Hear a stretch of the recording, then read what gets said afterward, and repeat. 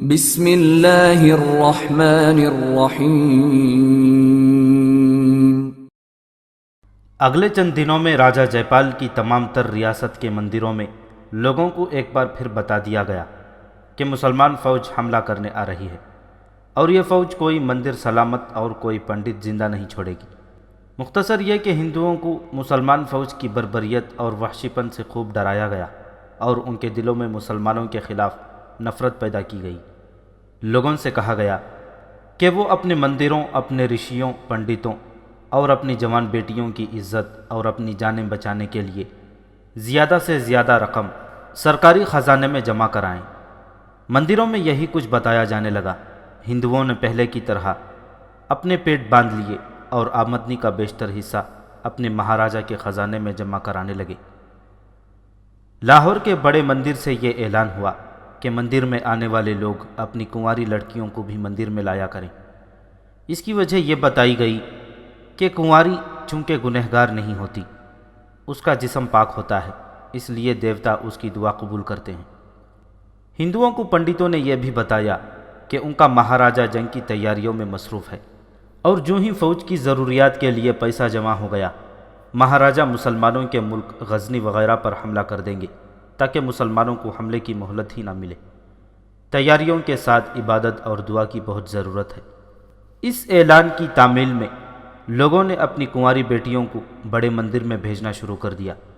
بڑا پنڈت ان سے دعا کراتا تھا، لیکن وہ ہر لڑکی کو غور سے دیکھتا تھا، کیونکہ اسے انسانی قربانی دینے کے لیے ایک لڑکی کا انتخاب کرنا تھا۔ پھر راجہ جے پال کو اتنی ہوش بھی نہ رہی کہ غزنی کے دونوں قیدیوں کی طرف توجہ دے سکتا، کیونکہ ان ریاستوں کے مہاراجے لاہور آ گئے تھے جنہوں نے راجہ جے پال کو سلطان سبکتگین کی سلطنت پر حملے کرنے کے لیے فوجیں دی تھیں۔ ان میں کلنجر، قنوج، گوالیار اور دلی خاص طور پر قابل ذکر تھے۔ دن رات شکست کے اسباب پر گرما گرم بحث ہوتی رہتی تھی، جو ہنگامہ آرائی تک پہنچ جایا کرتی تھی، مگر کوئی ایک بھی مہاراجا ایسا نہیں تھا جس نے یہ کہا ہو کہ وہ آئندہ مسلمانوں کے خلاف جنگ میں اپنی فوج نہیں جھونکے گا۔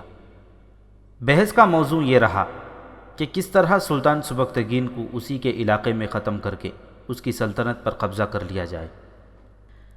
اگر ہم یہ علاقہ فتح کر لیتے تو وہاں سے عرب کے علاقوں پر حملے کیے جا سکتے تھے۔ کلنجر کے مہاراجا نے کہا، یہ عزم سب کے دلوں میں اتر جانا چاہیے کہ ہمیں ہندوستان کو مہابھارت بنانا ہے، جس کی سرحدیں دجلہ اور فرات تک ہوں گی۔ اس منبع کو بند کرنا ہے جہاں سے اسلام اٹھا ہے اور پھیلتا جا رہا ہے۔ اگر ہم نے اپنا یہ مقصد حاصل نہ کیا تو عرب پر عیسائی چھا جائیں گے۔ مسلمان ریاستوں کے متعلق مجھے پتہ چلا ہے کہ ایک دوسری کے دشمن ہوتی چلی جا رہی ہیں۔ یہ بھی پتہ چلا ہے کہ ان میں یہ پھوٹ عیسائی ڈال رہے ہیں۔ وہ بے بہا دولت، شراب اور خوبصورت اور چالاک لڑکیوں کے ذریعے چھوٹی چھوٹی مسلمان ریاستوں کے حکمرانوں کو اپنے ہاتھ میں لے رہے ہیں۔ ہم یہ بھی طریقہ اختیار کریں گے، راجہ جے پال نے کہا، لیکن ہمیں مسلمانوں پر یہ ثابت کرنا ہے کہ ہم جنگی قوت ہیں۔ اس وقت ہماری اور آپ کی ان فوجوں پر جو بچ کر آئی ہیں، یہ خوف سوار ہو گیا ہے کہ مسلمان اس قدر دلیر اور زبردست لوگ ہیں کہ انہیں کوئی بھی شکست نہیں دے سکتا۔ واپس آنے والے سپاہیوں نے بھی لوگوں پر یہی خوفداری کر دیا ہے۔ ہمیں سلطان سبکتگین کو ایک شکست دے کر اپنی فوجوں اور اپنے لوگوں کے دلوں سے مسلمانوں کی دلیری کا خوف نکالنا ہے۔ اگر ہم غزنی پر قبضہ کر سکیں تو وہاں سے ہم عیسائیوں کے طریقے استعمال کر کے مسلمانوں کو آپس میں لڑا سکتے ہیں۔ ہماری لڑکیاں عیسائی اور یہودی لڑکیوں کی نسبت زیادہ ہوشیار اور ذہین ہیں، ایک اور مہاراجا نے کہا۔ اپنے مذہب کو پھیلانے، اپنے ملک کو وسیع کرنے اور اپنے دشمن مذہب کو ختم کرنے کی خاطر ہم ہزاروں لڑکیاں قربان کر سکتے ہیں، اور ہماری لڑکیاں جو اپنے خاوندوں کے مرنے کے بعد اپنے آپ کو زندہ جلا دیا کرتی ہیں، وہ ایسی قربانی بڑے شوق سے دیں گی جس میں ان کی جان کو کوئی خطرہ نہیں۔ ایک مسلمان کو ختم کرنے کے لیے ہم ایک لڑکی کی عزت قربان کر سکتے ہیں۔ میں ایک لڑکی کی قربانی دے رہا ہوں، راجہ جے پال نے کہا۔ باقی دن مہاراجے فوجوں کی کمی پوری کرنے، سامان کی فراہمی، جانوروں کی خرید اور نئی فوج کی ٹریننگ کے منصوبے بناتے رہے۔ ان منصوبوں سے پتہ چلتا تھا کہ اب کے غزنی پر جو حملہ ہوگا اسے سلطان سبکتگین کی فوج نہیں روک سکے گی۔ صرف مہاراجے ہی مصروف نہیں تھے، مندروں میں پنڈت وغیرہ بھی لوگوں کو لڑائی کے لیے تیار کرنے میں سرگرم تھے۔ ادھر اسلام کی تباہی کے لیے متحدہ محاذ مضبوط ہو رہا تھا، ادھر سلطان سبکتگین کی سلطنت کے ارد گرد چھوٹے بڑے مسلمان حاکم اور حکمران سلطان کی تباہی کے پروگرام بنا رہے تھے۔ اگر 3 لاکھ کا ہندو لشکر سلطان سبکتگین کو شکست دے دیتا تو ہندو ان چھوٹے بڑے تمام حکمرانوں کو کچل ڈالتے۔ ان کے پاس ہتھیار ڈالنے کے سوا کوئی ذریعہ نجات نہیں تھا۔ اکیلے سبکتگین نے نہ صرف اپنی اور اپنے مسلمان پڑوسیوں کی سلطنتوں کو بچایا بلکہ اسلام کو بہت بڑے خطرے سے بچا لیا۔ کسی نے اس کا ساتھ نہ دیا، اس کا بیٹا محمود اس کا دست راست تھا۔ سلطان سبکتگین نے ہندوستان میں اپنے جاسوس بھیج رکھے تھے جو اسے یہاں کی افواج کی نقل و حرکت اور یہاں کے راجوں مہاراجوں کے عزائم سے آگاہ کرتے رہتے تھے۔ اسے معلوم تھا کہ راجہ جے پال ایک اور حملہ ضرور کرے گا۔ اسے یہ بھی معلوم تھا کہ اتنی زیادہ فوج مروا کر اور اتنے زیادہ جانور ختم کرا کے راجہ جے پال اتنی جلدی حملہ نہیں کر سکے گا، مگر اس کی اپنی فوج کی حالت اچھی نہیں تھی۔ اس کا بھی بہت نقصان ہوا تھا۔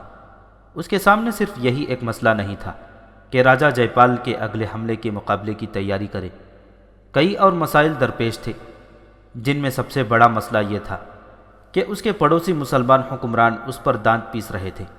اس نے 2 کارروائیاں کی، ایک یہ کہ تمام پڑوسی حکمرانوں کی طرف ایلچی بھیجے اور انہیں کہا کہ وہ ہندوؤں کے خلاف متحد ہو جائیں، لیکن کسی ایک نے بھی تسلی بخش جواب نہ دیا۔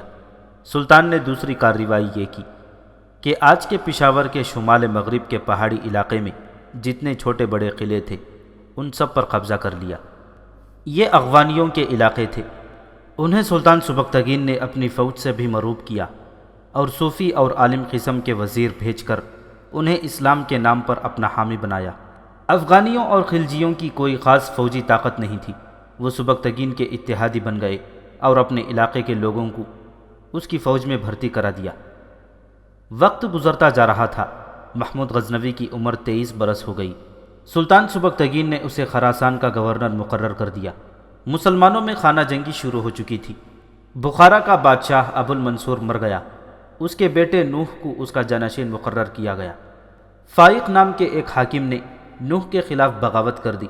فوج نے سلطان سبکتگین سے مدد مانگی، سبکتگین خود اسے ملنے گیا اور مدد دی۔ سلطان کی اپنی سلطنت کا یہ حال تھا کہ ایک امیر بو علی حسن بن منجار نے خراسان کے تھوڑے سے علاقے پر قبضہ کر لیا اور امیر فائق کو پناہ دے دی۔ سلطان سبکتگین نے صلح سمجھوتے کے پیغام بھیجے لیکن ان کا کچھ اثر نہ ہوا۔ سلطان کے لیے اب اس کے سوا کوئی چارہ نہ رہا کہ وہ اپنے ان مسلمان بھائیوں پر حملہ کرے۔ بو علی حسن وغیرہ کو عیسائیوں نے درپردہ بہت جنگی مدد دے رکھی تھی، انہیں اس مدد پر بہت ناز تھا۔ سلطان سبکتگین اپنی فوج کے ساتھ بلخ پہنچا، نوح بھی فوج لے آیا اور سلطان سے جا ملا۔ فائق اور بو علی حسن نے جرجان نام کی ایک مسلمان ریاست کے حکمران فخر الدولہ کو بھی اپنے ساتھ ملا لیا۔ فخر الدولہ کے پاس دارا نام کا ایک سپہ سالار تھا جس کی قیادت اور جنگی فہم و فراست کی دھوم دور دور تک پھیلی ہوئی تھی۔ دارا اپنی افواج کے ساتھ ہرات کے مقام پر پہنچ گئے۔ سلطان سبکتگین بھی اپنی فوج کو ہرات کے ایک میدان میں لے گیا جسے وہ لڑائی کے لیے موزون سمجھتا تھا۔ اس کے ساتھ محمود تھا اور بخارا کا حکمران نوح بھی تھا جو اپنی فوج کے ساتھ سلطان کا اتحادی بن کر آیا تھا۔ نوح ابھی لڑکپن کی عمر میں تھا، اسی لیے امیر فائق نے بغاوت کر دی تھی کہ یہ کمسن لڑکا گھبرا کر تخت سے دستبردار ہو جائے گا۔ اس وقت کے آئینی شاہدوں کی تحریروں سے وہ منظر صاف نظر آنے لگتا ہے کہ ادھر ہندوستان میں ہندو مہاراجے مسلمانوں کے خلاف متحد ہو کر دنیا اسلام پر حملے کی تیاری کر رہے تھے، ادھر دنیا اسلام کے ایک خطے میں جہاں بت شکن پیدا ہوئے تھے، مسلمانوں کی فوجیں آمنے سامنے کھڑی ایک دوسرے کا خون بہانے کو تیار تھیں۔ کہتے ہیں سلطان سبکتگین نے اپنے نوجوان بیٹے محمود کو اور بخارا کے حکمران کمسن نوح کو دیکھا تو اس کی آنکھوں میں آنسو تیرنے لگے۔ یہ آنسو ابا جان؟ محمود غزنوی نے پوچھا۔ اسلام کے اتحاد کی لاش پر آنسو نہ بہاؤں تو اور کیا کروں بیٹا؟ سلطان سبکتگین نے جواب دیا، مسلمان متحد تھے تو یورپ کے کفرستان پر بھی انہوں نے اسلامی سلطنت قائم کر دی تھی۔ آج اتحاد پارا پارا ہو گیا ہے تو نہ یورپ میں اسلامی پرچم نظر آتا ہے نہ ہندوستان میں۔ اسلامی ملکوں میں کئی ایک پر عیسائی قابض ہیں، وہ آگے بڑھتے آ رہے ہیں، ادھر ہندوؤں کے عزائم بھی یہی ہیں۔ تم دونوں کو دیکھ کر میرے آنسو نکل آئے۔ مجھے یہ خیال آ گیا تھا کہ ہم تو آپس میں لڑ جھگڑ کر کل پرسوں اس دنیا سے اٹھ جائیں گے، اپنے بچوں کے لیے ہم کیا ورثہ چھوڑ جائیں گے؟ ہم تمہیں اسلامی سلطنت کے ٹکڑے دے کر جا رہے ہیں، اقتدار کی ہوس خانہ جنگی اور ایمان فروشی کی طرح ڈال کر جا رہے ہیں۔ ان ایمان فروش اقتدار پرستوں کی اولاد بھی سلطانی کی مسنت کی خاطر اپنا ایمان اسلام کے دشمنوں کے ہاتھ بیچ ڈالیں گے۔ مجھے کفرستان کے بت توڑنے تھے، تمہیں باطل شکن بننا تھا، مگر ہمارے اپنے بھائی جو ہمارے ہی کعبے کے پجاری ہیں، بت پرستوں کی شہ اور مدد سے اللہ اور رسول صلی اللہ علیہ وسلم کے احکام کو بھلا بیٹھے ہیں۔ میرے بچوں، ہماری قوم کا مستقبل تاریک ہے۔ تخت و تاج کی ہوس اور پوجا عالم اسلام کی وحدت کو ریزہ ریزہ کرتی چلی جا رہی ہے۔ تم دیکھ رہے ہو ہر مسلم ریاست کے اندر بھی نفاق اور منافقت ہے۔ یہ لوگ جب متحد ہوتے ہیں تو ان کے اتحاد میں بھی منافقت ہوتی ہے اور ایک دوسرے سے پھٹے ہوئے ہوتے ہیں۔ ہر ایک کے دل میں سلطانی کی مسند ہے، خلافت موجود ہے، لیکن برائے نام۔ سلطان سبکتگین بولتے بولتے خاموش ہو گیا۔ کچھ دیر بعد اس نے سر اٹھایا اور کہا، محمود اور نوح دونوں فوجوں کو میرے سامنے لاؤ۔ دونوں فوجیں اس کے سامنے کھڑی تھیں۔ وہ خود گھوڑے پر سوار تھا۔ اس نے فوجوں کو ایک نظر دیکھا تو اس نے اپنے آپ میں زلزلے کا سا جھٹکا محسوس کیا۔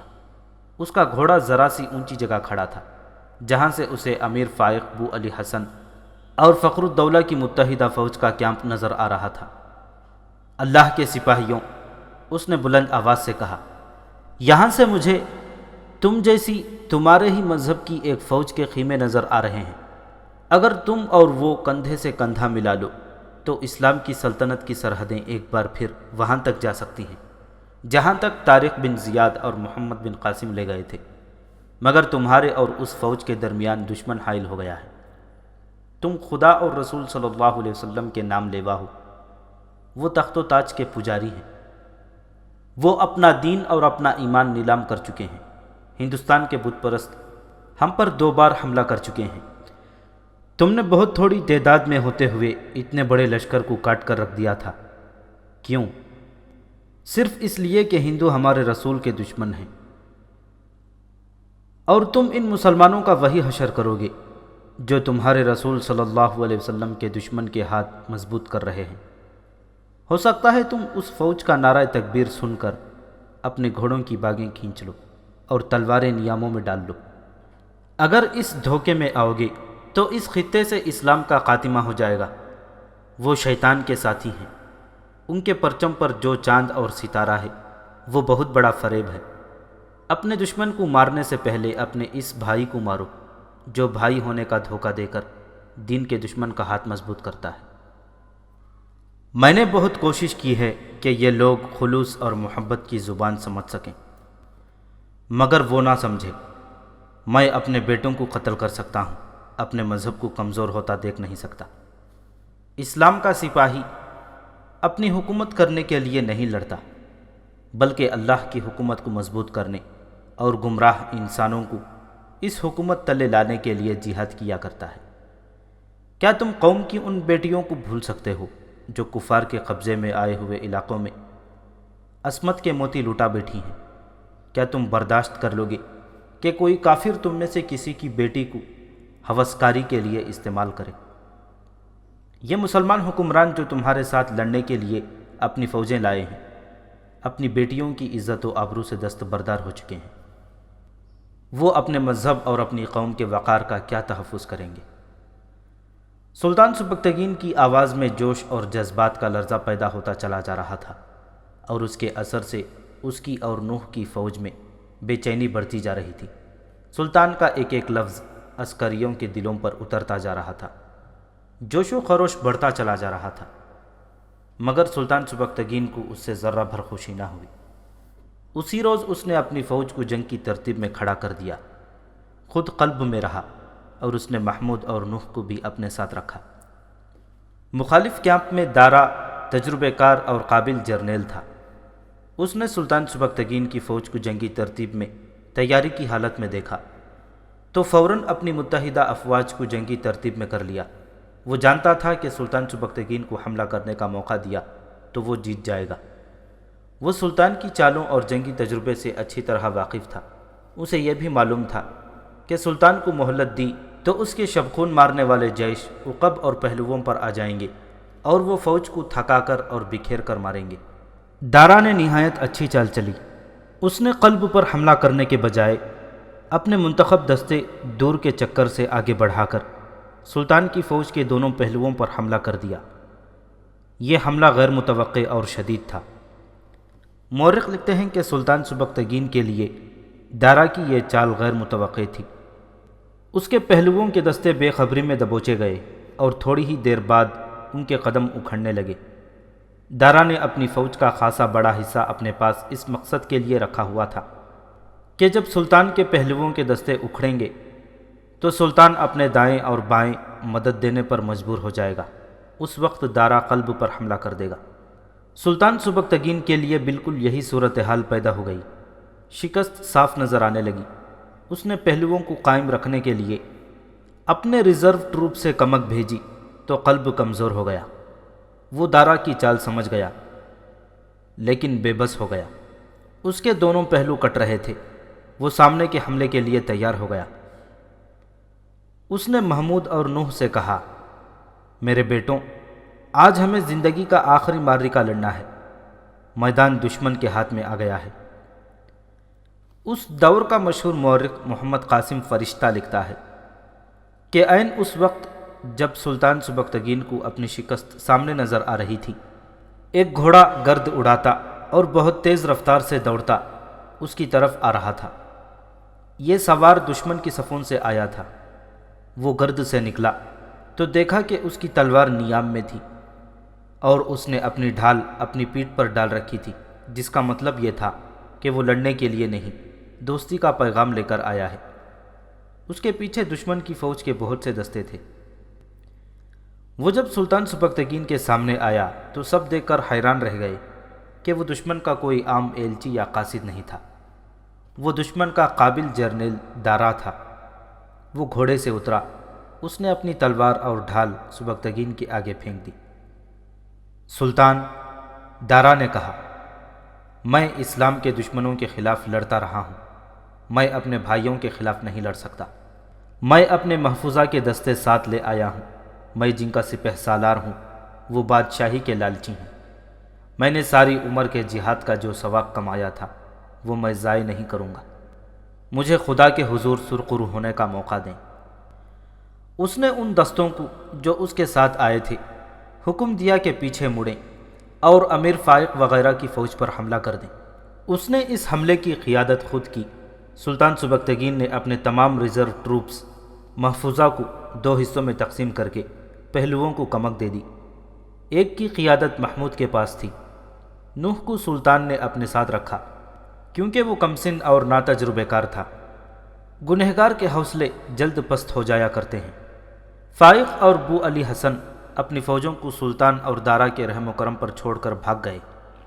ان کی کچھ فوج بھی بھاگ کر ان کے پیچھے پیچھے چلی گئی۔ انہوں نے جرجان جا کر دم لیا، جہاں کے حکمران فخر الدولہ نے انہیں پناہ دی۔ سپہ سالار دارا کے سینے میں ایمان کا شعلہ کچھ ایسا بھڑکا تھا کہ وہ جرجان تک ان غداروں کا تعاقب کرنے پر زور دے رہا تھا، لیکن سلطان سبکتگین نے اسے یہ کہا کہ وہ خانہ جنگی کو طول نہیں دینا چاہتا۔ اس کے بجائے وہ انہیں دوستی اور اتحاد کا پیغام دینا چاہتا تھا۔ محمود غزنوی دارا کا ہم نوا تھا۔ اس کا نوجوان خون اسے انتقام لیے بغیر چین نہیں لینے دے رہا تھا۔ سلطان سبکتگین نے اپنی فوجوں کو سمیٹا اور غزنی کو کوچ کر گیا۔ محمود غزنوی تھوڑی سی فوج کے ساتھ نیشاپور چلا گیا۔ گورنر کی حیثیت سے اسے وہیں رہنا تھا۔ نوح اپنے ملک بخارا کو روانہ ہو گیا۔ دارا سلطان کے ساتھ تھا۔ محمود غزنوی نیشاپور پہنچا ہی تھا کہ فوجی قاصد گھبراہٹ کے عالم میں دوڑے آئے۔ انہوں نے بتایا کہ ابو علی حسن اور امیر فائق کی فوجوں نے حملہ کر دیا ہے۔ فخر الدولہ نے انہیں تازہ دم فوج دے دی تھی۔ وہ سلطان سبکتگین کی فوج کی نقل و حرکت دیکھتے رہے تھے۔ انہوں نے دیکھا کہ سلطان سبکتگین اور دارا فوج کا زیادہ تر حصہ اپنے ساتھ لے گئے ہیں اور محمود تھوڑی سی فوج کے ساتھ نیشاپور میں اکیلا رہ گیا ہے، تو انہوں نے نیشاپور پر حملہ کر دیا۔ محمود غزنوی نے انہی قاصدوں کو سلطان سبکتگین کے پیچھے دوڑا دیا اور خود فوج کی کمان لے کر مقابلے کے لیے بڑھا، مگر دشمن میدان پر چھا چکا تھا۔ محمود کی پوزیشن اتنی کمزور تھی کہ وہ گھیرے میں آ گیا۔ اس کی فوج بہت تھوڑی بھی تھی اور ہرات کی لڑائی کے فوراً بعد بڑی لمبی مسافت طے کر کے آئی تھی۔ محمود اسے بروقت لڑائی کی ترتیب اور تنظیم میں لا ہی نہ سکا۔ اس کا نتیجہ یہ ہوا کہ محمود کو پسپا ہونا پڑا۔ وہاں تو پسپائی بھی ناممکن نظر آ رہی تھی۔ انجام یہی نظر آ رہا تھا کہ محمود پکڑا جائے گا اور اس کی فوج بھی جنگی قیدی ہو جائے گی یا ماری جائے گی۔ دونوں قاصدوں کے گھوڑے غزنی کی طرف اڑے جا رہے تھے۔ محمود غزنوی کی قسمت خدا کے بعد ان قاصدوں کے ہاتھ تھی۔ سفر لمبا تھا۔ مورخ لکھتے ہیں کہ دوسرے دن جب ابو علی حسن اور امیر فائق نے اپنے عقب میں گرد کے بادل اٹھتے دیکھے تو وہ بہت خوش ہوئے کہ فخر الدولہ نے کمک بھیجی ہے اور اب وہ نیشاپور کو تر نوالے کی طرح نگل جائیں گے۔ مگر گرد سے جو فوج نکلی وہ سلطان سبکتگین کی تھی۔ انہیں یقین نہیں آ رہا تھا کہ سلطان اتنی جلدی آ جائے گا۔ سلطان کے ساتھ دارا تھا۔ دونوں نے ابو علی حسن اور امیر فائق کی فوج کو گھیرے میں لینے کے لیے اپنی فوج پہلوؤں پر پھیلا دی۔ دونوں باغیوں نے دیکھا کہ پسپائی کے راستے بند ہو چکے ہیں، تو انہوں نے اپنی فوج کو سمیٹ کر سلطان سبکتگین کی فوج کے وسط میں آمنے سامنے کا حملہ کر دیا۔ محمود غزنوی جو پسپائی کی حالت میں تھا پیچھے مڑا۔ مشہور مورخ فرشتہ لکھتا ہے، محمود نے سخت غصے میں آئے ہوئے شیر کی طرح غداروں کی فوج پر حلہ بول دیا۔ اس کی حالت پاگلوں کی سی تھی۔ ابو علی حسن اور امیر فائق کی فوج کچلی گئی، مگر ان دونوں غداروں کا کوئی پتہ نہ چلا کہ کدھر نکل گئے ہیں۔ فتح مکمل تھی، سانپ کا سر کچل دیا گیا تھا۔ ادھر لاہور میں ہندو راجے مہاراجے غزنی، بلخ، بخارا اور خراسان وغیرہ پر حملہ اور قبضہ کرنے کے لیے متحدہ فوج تیار کرنے میں دن رات مصروف تھے۔ ان تیاریوں میں پوری ہندو قوم شامل تھی۔ مرد اور عورتیں محنت و مشقت کر کے سرکاری خزانہ بھرنے میں لگی ہوئی تھیں۔ راجوں مہاراجوں نے اپنے اختلافات اور عداوتیں ختم کر ڈالی تھیں۔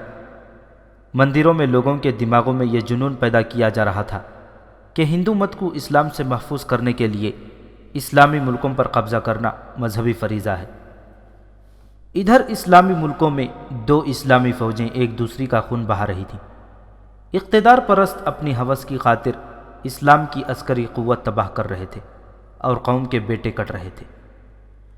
پشاور، لاہور اور بھٹنڈا میں غزنی کے جو جاسوس تھے وہ غزنی کو صحیح اور بروقت اطلاع بھیجنے کے لیے موت کے ساتھ کھیل رہے تھے۔